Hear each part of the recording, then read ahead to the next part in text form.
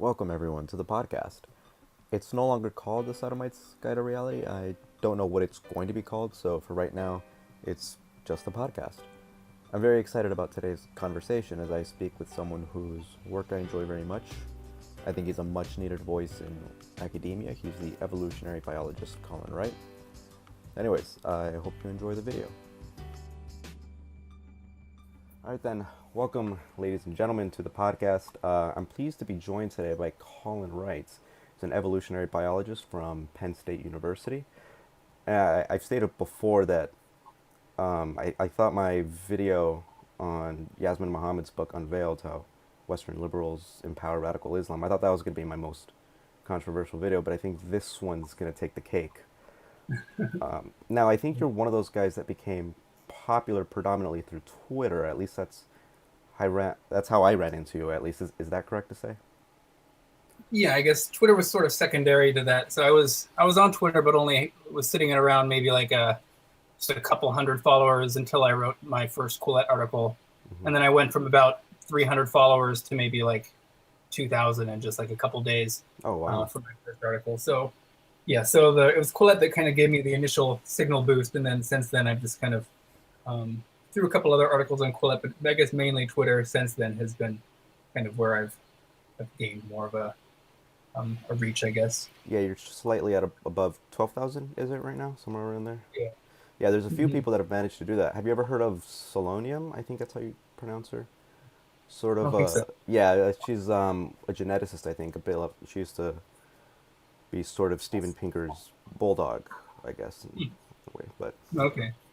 yeah, so it's great to finally have you on here. I finally have my first official scientist on the podcast, so that's going to be a fun conversation. And I first heard about you when you were vocally arguing about the whole trans women in sports situation, and that's something that we can definitely get into. And then you also talked about the conflation between gender and sex, which is something that's something that I always raise my eyebrows at because it's one of the strangest conversations that I see taking place online, because to me it seems like it's nothing more than a game about semantics. How do we choose to define gender? How do we choose to define sex? And whether or not we want to associate pronouns with that. So I guess my first question to you would be, how would you define or distinguish the difference between gender and sex?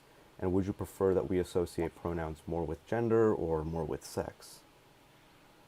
Yeah, so I guess how I sort of first came onto the question of this difference between sex and gender.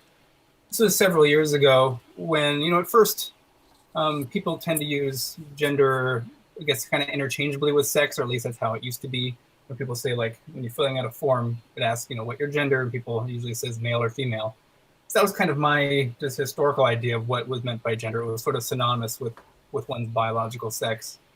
But then this sort of took on sort of a new meaning, and I was in some friend circles, and they were talking about gender, and they were clearly talking about it in sort of a different way, had to do with with your identity. And then there was sort of this split, and I was on board with it at first. And the split was that your gender identity is sort of how you feel about yourself. It's like your subjective brain state in relation to your sex, how you feel about your body. So you can have the gender of a woman or man, but your biological sex can be sort of mismatched from that. And we see this, with trans people, for instance, they identify as, the opposite sex. And I was on board with that. I was like, okay, we don't need two different words for, saying the same thing. Maybe gender, yeah, we can make gender refer to your state of mind, and, as long as we reserve biological sex for, your actual biology. And then the conversation started shifting again, where I hear people were kind of using the word biological sex sort of as synonymous with gender, and they were kind of going back and forth between using sex and gender interchangeably again. And then it became sort of the rule that you couldn't even say that these individuals were biologically male or female. And that's sort of where I kind of drew a line in the sand. It's like, no, we still need to have words that describe biology as separate from, how one identifies with themselves. So I don't really have my own definition of gender. I kind of just wait till see what people say when they're talking about gender. I try to understand what people mean when they say it. And as far as I can tell, it means so many different things to a lot of different people. It can either mean just like this subjective feeling that you have in relation to your sex. Some uh, gender critical feminists, when they talk about uh, gender, they kind of talk about the societal norms or expectations that society has, sort of the social expectations that people attach to one's biological sex. Then you just have sort of the social justice idea that it's just an identity. It has nothing to do with really dysphoria, but it's just, everyone has this internal gender identity, and sort of more Tumblr aspect of it too, where you can just identify as whatever you want, and we have those like hundreds of genders that are being made, you know every so often, and you can just pick from this laundry list of genders that you identify with. uh, and so yeah, that's sort of how I came across to really being very critical of this idea of sex and gender. So I pretty much just make the split along the lines of your biological sex refers to your role in reproduction, whether your potential actual or past ability to create sperm or eggs, has to do with your the types of genitals that you have, your reproductive organs, how you've developed. And so that's something that's immutable. And gender, that can, I pretty much just let anyone else define. I let them tell me what they mean by it, and then if I find any problems with what I think they're doing, if they're conflating it with sex or something, then I'll usually interject and talk about it that way. Yeah, and one of the reasons why it was so strange to me why people were having this conversation about gender is because they almost seem to be defining it as synonymous with personality traits. And it's strange that there even has to be a conversation surrounding around that. So when people say that we should associate pronouns with gender, right? So the they, thems, non-binary people that don't associate with perceived stereotypes when it comes to sex roles, that was always strange to me why we need to have a completely new area of, I guess, you know, personal perception, I guess, or something like that, or identity. I'm not really sure what the point is in trying to create new pronouns for that are. Because I always associated pronouns with sex, right? So when I refer to someone as he or she, I don't do so thinking in the back of my head that they should have specific um, gender roles in society or sex roles in society. I'm not. That's not baggage that I'm adding to the pronouns that I'm using. It's just a quick and easy way to refer to someone based on their sex. And I can understand if someone would want to use they them pronouns when it comes to intersex. That's perfectly fine. But when someone is just using them, and I've come across many people who do this, using them strictly because they don't like the way that they would be associated with, if they're a woman, they don't like the idea that they're being associated with feminine traits or feminine values, and so they just refer to them as non-binary. Um, that blows my mind, and especially since when you poll people, the vast majority of them would associate pronouns with sex, not with gender, or not with societal roles that they expect out of you. So it seems futile and really just not pragmatic at all to try to be convincing all of society that we should associate pronouns with gender rather than associate them with sex. And an interesting thing that I got into this argument also with someone else, where one of the things that you'll often see in the sort of intersectional community or in the intersectional academia is that they're trying to redefine racism in a way that they want it to include structural power, institutional power. So that's what some people say, that black people can't be racist against white people because of this. And that is by definition different from the way that most people view it. You can go on dictionary.com, the Webster's Dictionary. It's that the definition has always been believing that one race is superior to the other. But if they're going to go about changing the definition of racism to suit this new viewpoint, I think that's fine. I think language is more of a descriptive trait than a prescriptive one. But if that's the case, then how would you make the argument that we should not change the definition of gender? Because one of the things that they always say is that we're not changing the definition of gender. People just view gender differently, but gender has always been defined as a role in society, or basically synonymous with personality traits. If that's the case, why would you advocate for changing the definition of the former, but not changing the definition of the latter? So it seems very selective in the way that people are choosing to view these things. So,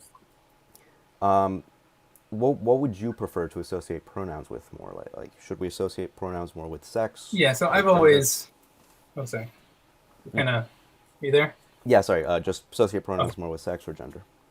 yeah. I mean, I've always associated them with one's biological sex because I've always used pronouns as the way that people identify other people. Not the way I identify how people identify themselves. For instance, like I'm more than happy to use someone's preferred pronouns if they actually have gender dysphoria or something like that, because I don't want to contribute to their sense of dysphoria. So I'm happy to use pronouns that people would like to use, but I think in my mind and most people's minds that we use gendered pronouns to refer to someone's biological sex because that's something that you can clearly observe from someone at a Hmm. glance almost 100% of the time or very close to it. You can't actually see someone's gender identity. You can't look into their mind. Anyone could have any type of identity, and you would never know until you ask them. And this doesn't seem very like a pragmatic way to go about just like asking everybody how they would like to be identified before you enter a conversation. Whereas we can just make one rule and say no, when we refer to someone as he or she, we're referring to their biological sex, and I just don't see why that wouldn't be something that we can all sort of agree on doing, and then make exceptions for people who have who are dysphoric and who this becomes a problem for in society. And I'm more than happy to use these pronouns in these situations. You also mentioned sort of the way the language has sort of changed and hijacked to some degree to sort of fit this narrative you mentioned, like how racism is no longer defined as just prejudice towards a group based on their race, and now gender is sort of defined as one's identity rather than their biological sex. And I think these are, at least for the biological sex one, they're very regressive definitions because I've never I thought the whole point was to reject these gender roles and not look at a woman and because she's female assume that they're going to be submissive and all these other traits that people tend to associate with being female. Now it's not to say that there aren't like certain constellations of traits that aren't correlated with being males or females. There's pretty striking personality differences at a population level between males or females. But you should never use these population statistics, averages, and then say, well, because it's true of the population, then it's true of a specific individual, because we have a lot of overlap between males and females with regard to any trait. You can have females that have very masculine personality traits and males with very feminine personality traits. So it seems sort of weird. It's like these far left people, they've sort of just, I guess, allowed these what I see as very conservative definitions of sex and gender, namely, uh, these regressive stereotypes that are associated with sex. They've sort of just allowed that to be the definition of male and female or man and woman now. And I always thought this was what we were against. And this is sort of why I'm also against, referring to myself as cis. I kind of reject the whole cis trans thing because, I call myself a man. I don't like identify as a man. I just happen to be biologically male. But when I say that, I'm not saying that I identify with the stereotypes that are associated with my sex because I certainly don't. I'm feminine on some traits, I'm masculine on some. I'm not like a perfect stereotype of masculinity. And very few men are perfect stereotypes, if any, and very few females are perfect stereotypes of femininity. So because someone is cis doesn't mean that they're just accepting, a submissive role in society. So I just think the whole conversation of cis and trans is sort of it's very regressive and conservative, and ultimately boils down to accepting stereotypes with respect to your sex that I think is what we should be rejecting and just evaluating people on an individual basis. Hmm. And it's strange to see that these are the same people that originally were so ardently against labels. They say, I hate labels, don't label Oh, me. yeah. And now Yeah. it's an obsession. And I really hate that. I think some prominent intellectuals are dropping the ball on this conversation. I would 100% agree with just if someone tells me to refer to them with their non-binary pronouns, that's fine. It really does not matter to me at all on a societal level, on a sort of just being polite. But when I was watching the Daily Wire interview with Neil deGrasse Tyson in it, you know, I always have to put a pin in this because whenever people hear, someone take the stances that we're taking, they immediately think that we're conservatives or on the right. And like I promise you, I'm not interested in the culture war that the right is having. I'm not interested in it. But I do think, when I was watching Neil deGrasse Tyson have a conversation with Ben Shapiro, and Ben Shapiro brought this up, and he said, part of being in a free society is that we really shouldn't care the way that people live their lives on their own. So if someone wants to be referred to as something else, why does that matter to you? And I would say, I don't think it should matter legally speaking, but I do think we need to be intellectually honest with this. And whereas Neil deGrasse Tyson would originally say, when it comes to creationism, I'm more interested in the science, I'm not interested in what you have to, what your feelings would say. You also have to you have to use that same logic when it comes to this topic. And as I said, I'm perfectly content with referring to people as whatever they want to refer themselves as. But that's not to say that we should be blocking the honest conversation about it, about whether or not what they're saying is actually true. And people like Sean Carroll, people like Neil deGrasse Tyson, whom both are my heroes, right? Neil deGrasse Tyson was one of the reasons why I wanted to become a physicist in the first place, and Sean Carroll was the person who propelled me in the direction of cosmology.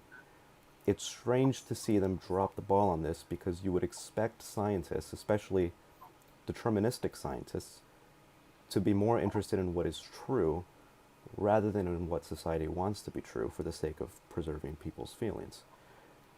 And so, and you usually see that trends generally in academia, and you're one of the few people in contemporary academia that doesn't abide by the social justice dogma. Not just that, but you're actually vocal against it. And I've heard countless stories from people that tell me, so many professors, so many academics walk up to me and tell me, I agree with arguing against this whole social justice and wokeness craze, but I'm just too scared to say anything for my job. But you're not. Are you concerned at all about what the ramifications on your career could be because you're vocal about this?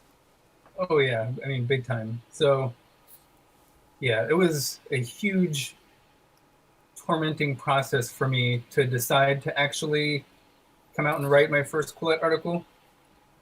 Because I've been in a kind of a precarious position where I sort of entered the sciences, how long ago?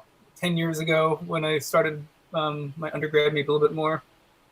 And the reason I wanted to become a scientist and a professor was because I thought that, I loved evolutionary biology, and I just wanted to be able to both push, the frontiers of science and, be doing awesome research at the, pushing human knowledge forward, and also I thought being a professor around other scientists and on a university would just be sort of the best place to just be an intellectual, to be able to play with ideas with brilliant people from multiple departments. And so that's sort of why I started down the path of, I want to be an academic, I want to be a scientist, I want to work at universities for the rest of my life. And then the reality kind of hits more and more where you get into grad school, and then you're going to have faculty members that might start following you on social media. And then you don't want to anger faculty members. They're on your committee. They have control over whether you graduate and things like that. And you don't want to anger them. So you kind of start self-censoring a little bit here. And you won't quite post the controversial things you might have posted on Facebook or something back in the day. Like I used to post a lot of stuff on intelligent design and creationism. And that was perfectly fine because the universities are very left-wing. And so there's no social cost for me to, really vehemently argue against these sort of right-wing movements. And so I kind of, over the course of being in grad school, I self-censored more and more, just sort of waiting, saying once I get a postdoc, maybe I'll stop self-censoring about this stuff so much. And then I finally got a postdoc and I moved out here to Penn State. And then it was, now I'm applying for faculty positions, and maybe I'll stop self-censoring once I get a faculty position. Well, once I get a faculty position somewhere, if I get one, then there's 5 to 6 years before you get tenure. And so you're going to need to self-censor even more because you don't want to sacrifice, being your chance of getting tenure. And then I talked to a lot of tenured professors, and they're saying, well, tenure is not even going to save you if people are determined on getting you ousted from the university. And so I just sort of had to take this, took this long look, and I realized that, well, I really refuse to self-censor for another, I don't know how much longer I'm doing a postdoc. Could be a year, could be 2, 3, and then 6 more years for, until I get tenure somewhere. And so I just realized this wasn't a trade-off I wanted to do. And I thought, how silly is this that I'm a biologist and I can't say something as uncontroversial as that biological sex is a real thing. And males and females are pretty distinct. 99.98% of individuals are unambiguously male or female, and that a trans individual is usually always male or female to the extent that they're not intersex. And these are just uncontroversial things to say. And I just felt like it was insane that I didn't feel comfortable saying these things because of the backlash I'd get on social media whenever I even just like took a little step in that direction. And so I kind of wrote my Quillette article, but I didn't release it for a while. It just kind of sat there. I wanted to submit it there. My advisor I was talking to, he said, probably should submit it maybe anonymously if you submit it at all. And I had another mentor saying like, well, don't even submit this thing at all because it'll somehow get traced back to you and it could ruin your career. And I just realized that this wasn't a game I wanted to play. I didn't want to have to self-censor. I wasn't willing to give up that aspect because that's the reason I went down this path to be an academic in the first place. And so if being an academic means that I can't think and speak freely on topics where my expertise comes in and is relevant, then this isn't a job that I want to do. And so I've started just speaking my mind on these issues, and I do worry that it's could hurt my potential for getting a job. I mean, I've since gone private on Twitter.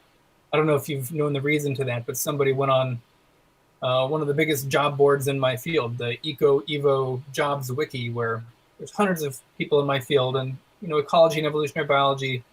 It's a large field, but this is like the main job board. Every job that's posted goes on there, and so postdocs, grad students, professors who are looking to move universities, they go here every day. There's hundreds, if not thousands, of people that go to it every day. Somebody uploaded a job because you can just enter in a job and it'll show up on the very front page. And all the job title said was, Colin Wright is a white supremacist, don't hire him. And then that was sat there for several hours. I have no idea how long it was. I got a message from the person who's in charge of the job board. They ended up deleting it after it was there for several hours. But I got emails from people that I know who told me that, like, have you seen this on there? Someone at my university contacted me because they saw this. There's no telling how many people saw this thing on there. So there's people out there who are trying to just, I guess, sully my reputation any means necessary, because race isn't even a topic that I talk about. Like, it would make more sense if someone wrote something like Colin Wright's a transphobe, even though that's not true. But I do talk about trans issues. So, maybe someone could misinterpret what I'm saying as that. But to go to the, Colin's a white supremacist, like, that's not even anything I've never discussed race whatsoever. So they're just going for the kill shot. So, so I do, to kind of come back to your question, I do definitely worry about my ability to get a job here. And given that my contract is a fixed term and expires in about 6 months, I can't afford not to get a job really pretty soon. So until I do, my Twitter's kind of on lockdown, and that's just unfortunately the way it has to be until then.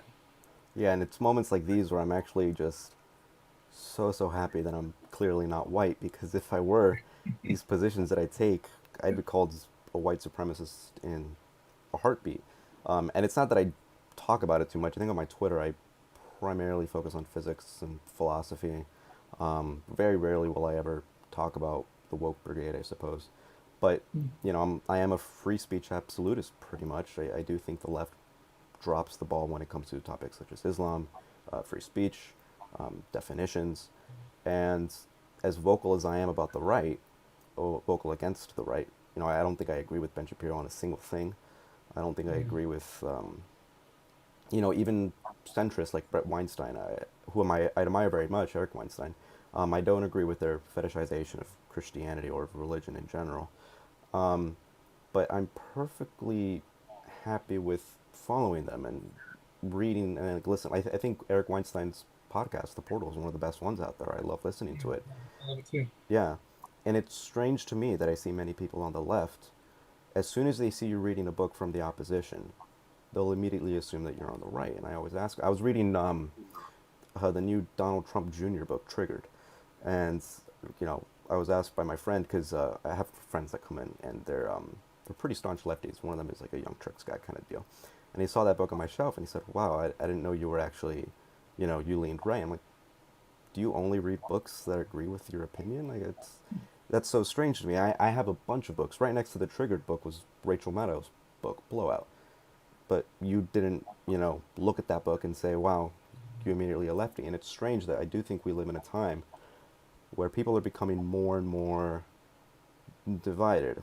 I'm not a fan of Donald Trump at all, and I think one of the worst things that occurred when Donald Trump was elected was that even though he was against political correctness, I think he made matters worse for us. He made matters because there's this just huge now backlash, almost like a charged shot that the left was charging for quite some time, and as soon as Donald Trump was elected, we had to release it.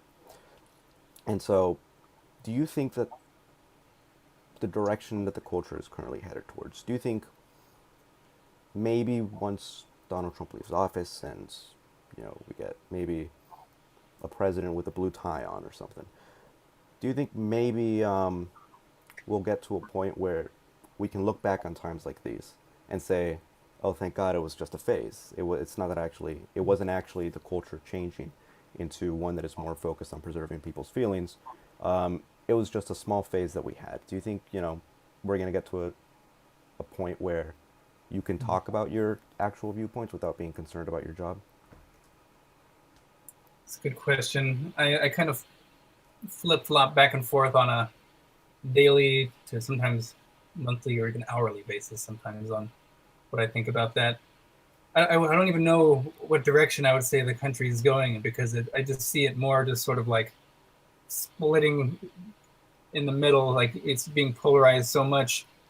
And I've mentioned on Twitter before how I view it as this positive feedback loop that they're stuck in this cycle where you have these far left social justice activists who are convinced that everything is institutional racism, white supremacy, sexism, misogyny everywhere.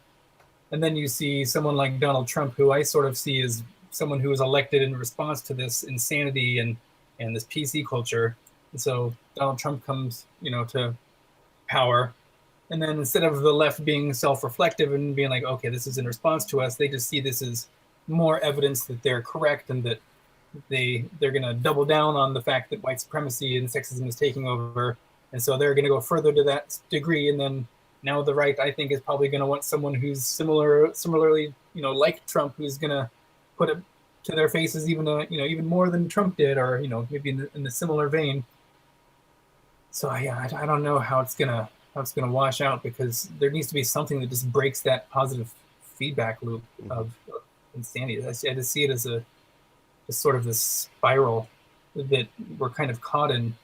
The only way I think we can get out of it is because I do think, and if you've looked at like the hidden tribes test, I don't know if you've taken that before. It's sort of like a political compass test, but it's more of like, what political tribe are you in? Oh, I really? And yeah. It's pretty comprehensive, and I thought it did a pretty good job.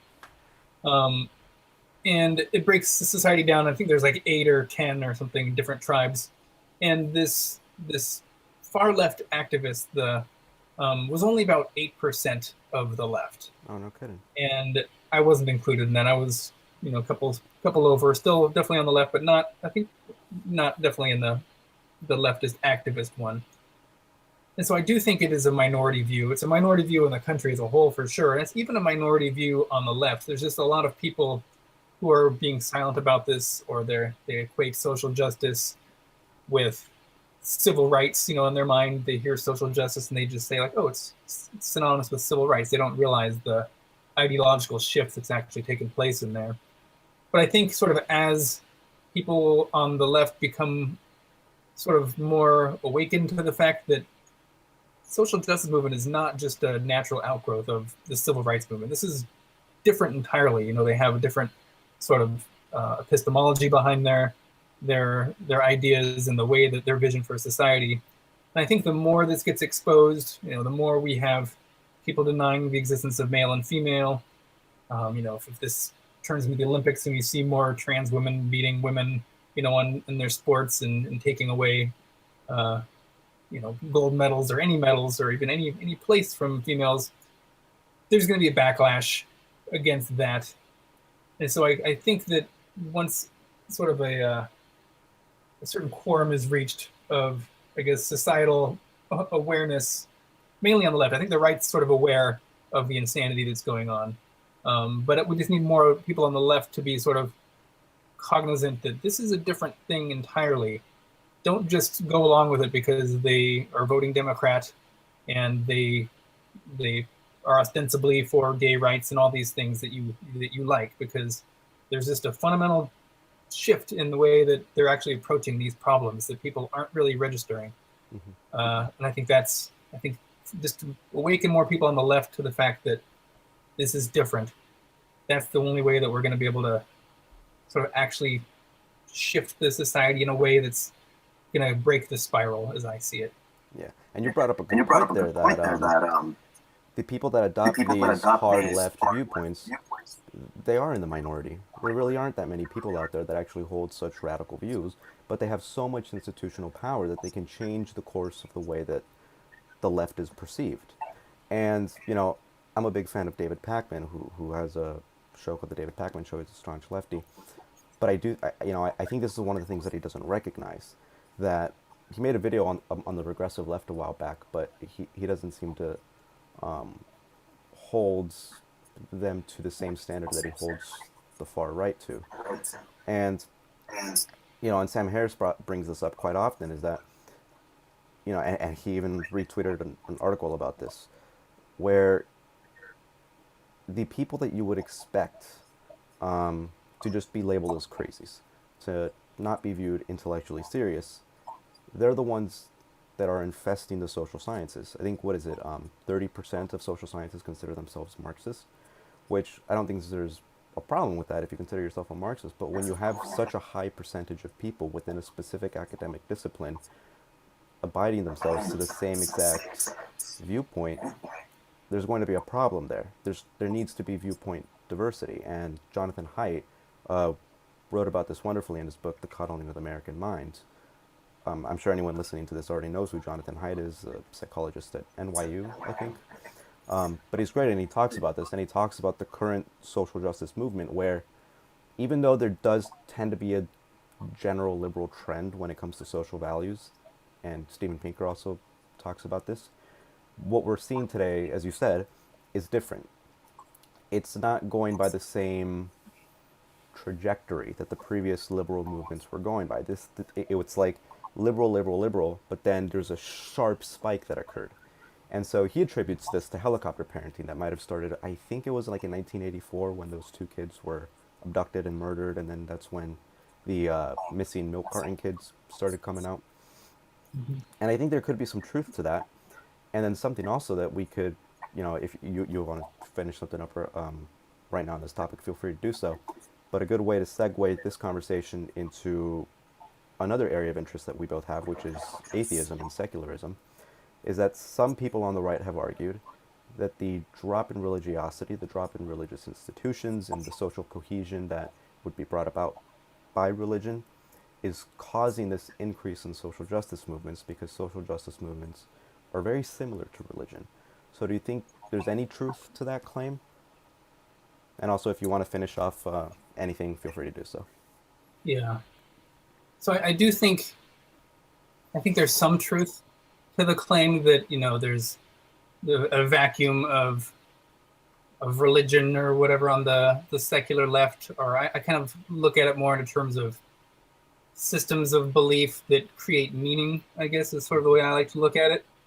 But I don't buy the narrative completely, because as James Lindsay's been posting, and I've seen a lot more things, you're starting to see sort of this wokeness, this, the applied postmodernism, the whole, that sort of ideology, that epistemology, that's showing up in religious congregations as well. it's taken a little longer to do it. I think the left is probably more susceptible to these sort of secular versions of meaning making, just because they're not religious. They don't already have a system of belief. Like if you're a Christian or Catholic or Muslim or something, you already have these sort of built-in systems of meaning making, and so I'd see them as probably being less likely to immediately take up these postmodern religious type narratives.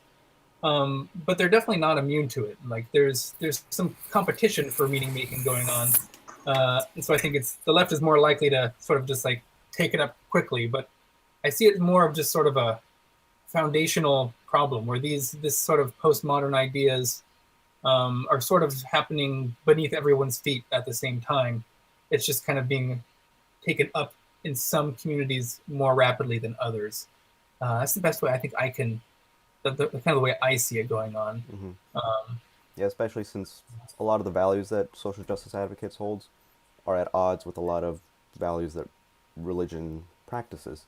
And it's funny because I generally tend to be more critical of liberal interpretations of scripture than I do of right-wing interpretations of scripture, because I would say that in order to view any Abrahamic text with a liberal lens, in a way that you could view Jesus as a social revolutionary who was also a feminist, or you could view Muhammad as the same thing.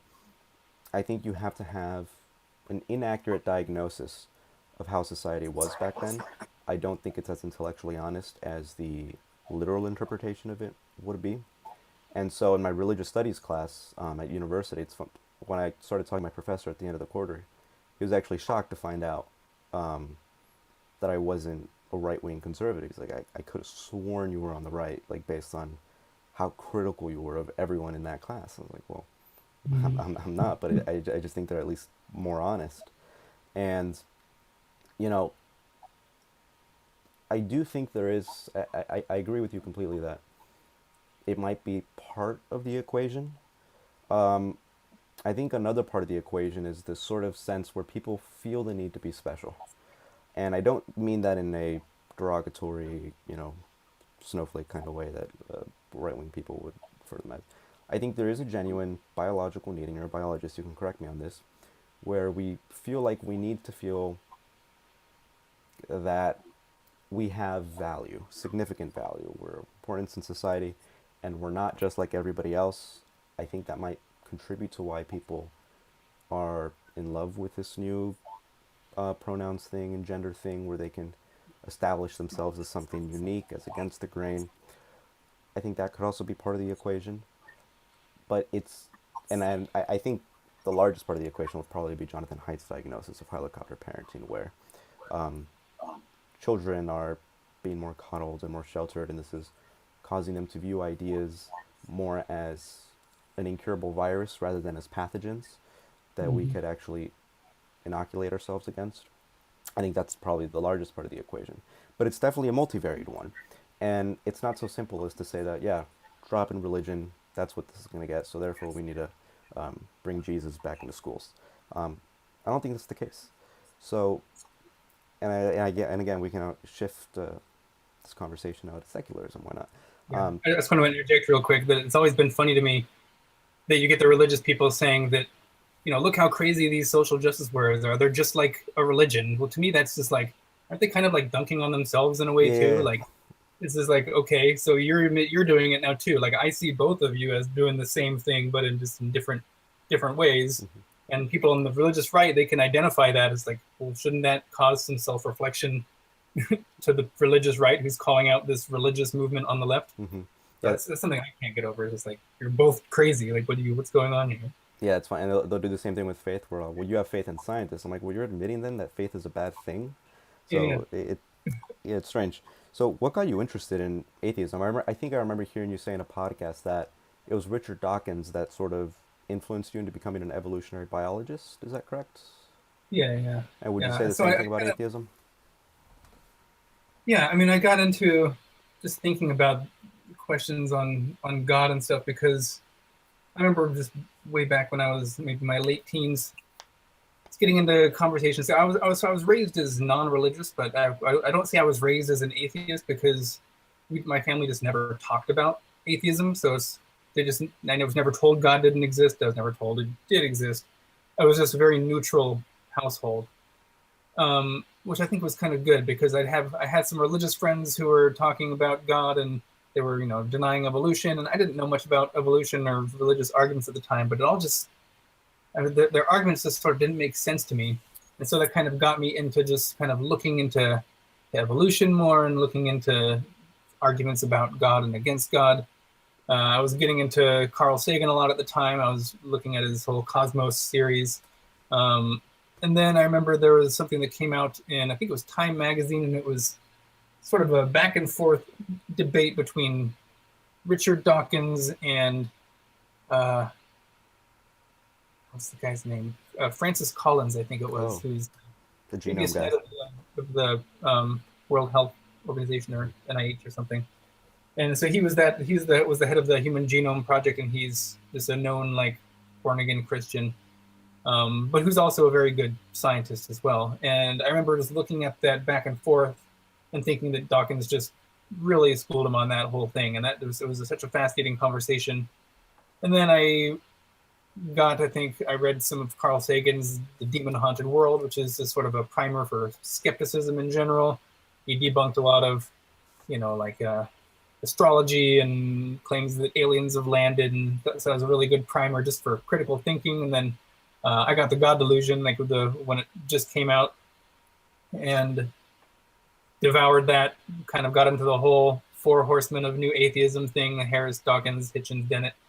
That whole thing. Went to some atheist conferences because I was interested in evolutionary biology and atheism at that time, and I was online arguing against creationists and intelligent design people. So I was big into that whole new atheist movement back in the day. So that's how I sort of got into secularism, because back then that's when there were a lot of cases where they were trying to get creationism taught as teach both sides in the classroom. And there were a lot of court cases that were coming up, and it was definitely a threat to evolutionary biology and what I thought was rigorous science. And so I was very outspoken against what I felt was this incursion of faith-based thinking and religious thinking into the sciences. And then that kind of died down after a while. And then now the attacks, as I said before, are coming kind of from the left. And I see this modern denial of sex differences, and this is all very similar in the sense that I see it as an attack on evolution. When people are, there's a lot of blank slate people who don't think that there's any evolved differences, not just in the bodies of males and females, which is ridiculous, but things like personality traits between males and females either. They just think that evolution only took place from the neck down, and the brains are just completely blank slates, and they're just molded by socialization from growing up. And to me, that's even more evangelical and religious in nature and faith-based than intelligent design and creationism. And I actually see these new movements as being potentially even more destructive to society in a big way too, because I think they kind of touch on more issues of human rights in a way that sort of intelligent design doesn't really. Like, so if people start believing in intelligent design more, I don't see how that's really going to impact human rights in the same way that denying sex differences are. It can impact females, for instance. So I'm just sticking by my same guns of speaking out against these non-scientific sort of religious faith-based core arguments. And I feel like I've gotten used to seeing a lot of these these logical fallacies from arguing with creationists and intelligent design people so much. And I just see these exact same patterns of thought now coming from the left. And I'm just doing the same thing I've always been doing, speaking out against attacks to science. But now it's coming from a different side, and it's kind of more precarious because it's a side that I'm ostensibly on and I'm trying to get careers in. But as you mentioned, if you say, you had your book triggered and everyone thought you were a right winger, well, now apparently if I am arguing with people online about whether or not males and females are different, now I'm considered a right winger, even though I almost check every single box on the left politics wise, except for maybe I don't hate capitalism. That's about the only right wing thing. And even then, I'm still not like free market everything. It's I'm still for like regulated markets. I don't even know how I've been painted as some far right person. even though I almost check every liberal box I can imagine. So yeah. Yeah, that's what makes it almost impossible to have these conversations where because people are so tribalistic by nature, they'll immediately paint you as the other if they just disagree with 5% of the things that you Yeah. guys talk about. You could agree with, well, what is this called? Like the bias of small differences or something? Yeah, narcissism of small Oh, yeah, differences. yeah, there you go. Something like And it makes conversations almost impossible because I'm pretty much on the same boat as you. I tick the boxes on the left almost 9 times out of 10. And exactly like you, the only difference would be that I don't hate capitalism. I'm probably more on like the centrist Steven Pinker board when it comes to capitalism. And that. so, it's awful to talk about this with people that I'm good friends with or even vocalize it online because you'll immediately be attacked by the pronouns people. Sam Harris has been accused by this one guy named Essence of Thought that I made a video on it. Oh shoot, I don't know what his pronouns are actually. I'm sorry, but yeah, I don't know. I made a video about this guy or this person. I'm not being an asshole and misgender. I don't remember. I think on their YouTube channel they go by all the pronouns. So I think they go by they and whatever. I don't think they care too okay, much. They um, said, yeah, they talked about Sam Harris giving in to the Christian right because of his viewpoints on transgenderism and gender dysphoria and whether or not they should be participating in sports against biological women. And it's like, so as soon as you disagree with the established dogma that you've given yourself, that your side has constructed, you're either on the left side or on the right side. And it's so horrifying that there can't be nuance in this conversation. There can't be any benign difference in thought. Everything always has to be weaponized. And it's scary that someone even as pretty much radically left as Eric Weinstein and Brett Weinstein will be viewed as right wingers because of this. And they're not on the Douglas Murray side, where Douglas Murray, who is politically on the right, also recently published a book called The Madness of Crowds about every one of these topics. It's an interesting read. I recommend everyone read it. But you know, it's horrifying to see people place themselves in these tribes, in these camps, and even people on the right that claim to be for freedom of speech, that claim to want to have honest discussions and honest conversations. I think they're using a lot of the same tactics, whether they see it or not.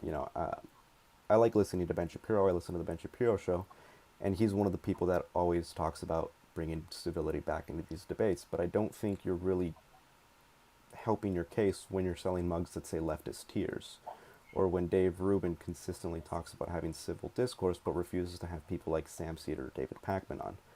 And I think,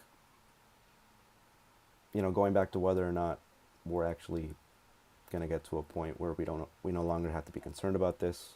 We can talk about our viewpoints without fear of academic repercussions. I honestly have no idea at this point. Because even though these crazies are a minority, they're a very vocal minority, and they carry so much institutional power, much more than they deserve to be holding. And so, and I agree with you that, yeah, there are religious undertones among all of these things.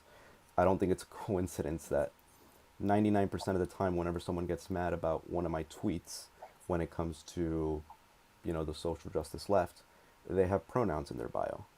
It's almost like a badge of honor, or a sort of Like virtue a cross. signal. Yeah, it's so weird, and it's horrifying because I'm barely starting on my academic journey right now. I'm at the If barely you start beginning. going to conferences, I mean, I go to conferences now, and if you get a name tag, and everyone is now putting their pronouns on their name tags, Oh and no shit. that's always just like an optional thing. But if you're the only one who doesn't do it, then it's just like, okay, that's becoming like a statement now. Hmm. And I mean, I go to ecology and evolution meetings, and I'd say 90% of people or more have pronouns on their No kidding, name really? tag. Not so much the older people, but definitely people who are, I guess, under 40. You see it a whole lot more. Older professors, not so much. And I've heard of conferences too where they give like little stickers and they at the door and they say like, oh, here's your like, what's your pronoun? Like, we put a sticker on you, where you actually have to then be like, oh, no thanks, if you don't want to do any of that. And then so then that's it puts you in a position was like, oh, why don't you want to put the pronoun? Do you Yeah, hate trans people? one of my one of my English classes, I had to. She was the teacher was passing out little index cards, and you're supposed to put your name and your pronouns on there, and then hand it in. Um, and it's funny because some of it usually the people who speak passive aggressively against the hard left have been my physics professors.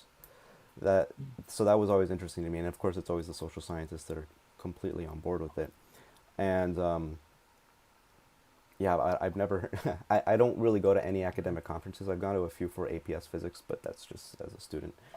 I think physics is the next victim. Have you read the whole like white empiricism paper by that one lady who came out recently with the article criticizing how the racism about in physics about string theory and all that stuff? Have you seen that? Yeah, the thing on quantum papers, that was James Lindsay was the one who was Yeah. talking about it. Yeah. Oh my God. I honestly have no idea what's gonna happen in here. But a good way I think to end off this conversation is to talk about your academic fields because you know you mentioned before Richard Dawkins was one of the people that inspired you to become an evolutionary biologist, and I think you study insects, like social behaviors in insects. Is it? I do. Yeah. So I guess just talk a bit about your research, your current research, and what it is that got you so interested in evolutionary biology. Yeah. So I guess it was mainly Carl Sagan's Cosmos series that got me sort of just into evolution immediately in the beginning because he had a few episodes. It wasn't just on the Cosmos was very broad. It wasn't all astrophysics, even though Carl Sagan was, an astrophysicist, but he had many episodes on evolution as well. And that always just blew me away. And then when I started getting into Richard Dawkins, he obviously is an evolutionary biologist, and he has a book called The Ancestor's Tale, which is basically written as sort of this backwards journey from now into the past until the very origin of life. So you meet your ancestors at every node all the way back until the beginning of life, and then he discusses what those ancestors were like, the environments they were in, and then what led them to evolve in these situations. And I think it's my favorite book of his. It's just a complete masterpiece. And then I got into, from reading him, he always talked about, he had these intellectual disagreements with this guy named Stephen Jay Gould on the topic of, it's called group selection, where what's the target of evolution? Does evolution only target individuals or genes, as Richard Dawkins would say, or can entire groups be an object of selection? Are there group level traits that are selected for, or are group level traits just sort of an emergent property of individual selection? And so that kind of got me thinking about social behavior, group selection versus individual type selection. I read a lot of Stephen Jay Gould too, because he wrote a bunch of natural history essays. He's got, I think, 10 or more just compilations of natural history essays. And I just remember kept going back and forth. I'd read Dawkins and he would seemingly dunk on Stephen Jay Gould about group selection. Then I'd go and read Stephen Jay Gould and I would see him dunk on Dawkins. So I kept switching back and forth of this whole group selection debate of who I thought had the best arguments. And so that's sort of what got me into wanting to study social behavior, like ants, bees, wasps, termites, just any social behavior in general, not particularly but for social insects.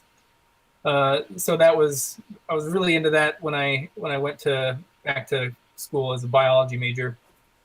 And then, so I knew I wanted to study social behavior to some degree when I got to grad school. So I looked for a bunch of grad schools that were doing it. I thought I'd probably end up working with honeybees or something, maybe even ants, because those are kind of the most prevalent organism that people are studying social behavior in.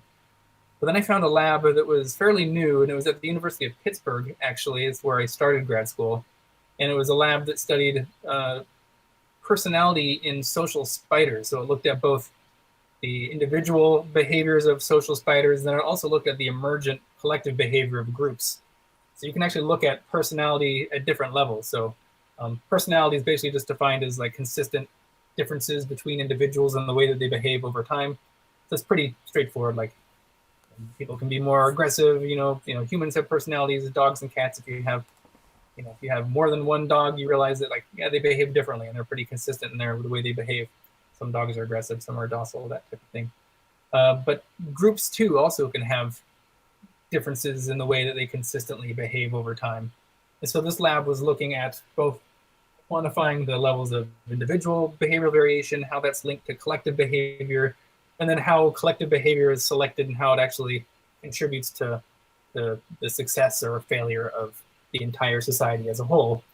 So that's sort of what I got into, studying social spiders. And then I kind of pursued two dissertations side by side. My lab eventually moved to Santa Barbara because my advisor took a job there and I moved with him. But then I also now look at, well, I'll finish with the spider thing real quick. So with the spiders, I specifically am looking at what determines their collective behavior. So I can get a bunch of different colonies of spiders. I test the individual behavior of every spider in the group, and then I can kind of create artificial societies, like artificial colonies of known behavioral composition. And then I can see how their behavioral composition sort of influences their collective behavior and things like how well they forage, how well they're taking care of young, how well they're repairing their webs, colony defense, and things like that. And then I'm specifically looking at them in relation to colony defense, really, and whether or not if I can add sort of environmental fear in these situations, what does that do in terms of influencing the collective behavior of societies? So you can test these colonies in the lab, and you can say like, these bold colonies, they attack with more individuals than colonies that have more shy individuals.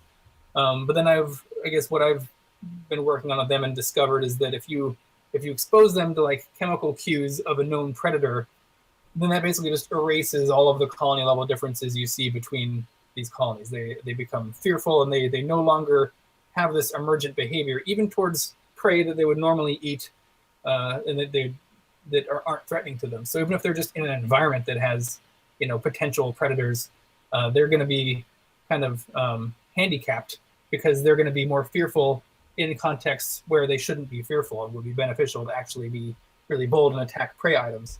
And so I guess my work there is just showing that we can't really just look at the personalities in nature and be so sure that this is an innate part of their behavior, because you need to take in the environment, the context in which the colony is in. So if they're in an environment that has a lot of predators, well, that's going to be influencing their collective behavior. So you can't really compare colonies at different sites, because you need to quantify their environment first and foremost. So that's sort of my social spider stuff. And then I also look at paper wasps, and I'm specifically looking at how the queen behavior, so the personalities of individuals that found colonies, single queens that come out in the spring to start a new colony from scratch, how their personality traits influence both the personality, collective behavioral traits of their colonies, and how their colonies persist and survive and grow in nature, basically. So that's sort of the two areas I'm focusing on. I also kind of work with ants now on collective decision making when I add fear to their environment. So sort of intersection of personality and cognition and decision making on a collective level. So that's sort of in a nutshell what I'm doing. Are those pictures of wasps in the background that you have there?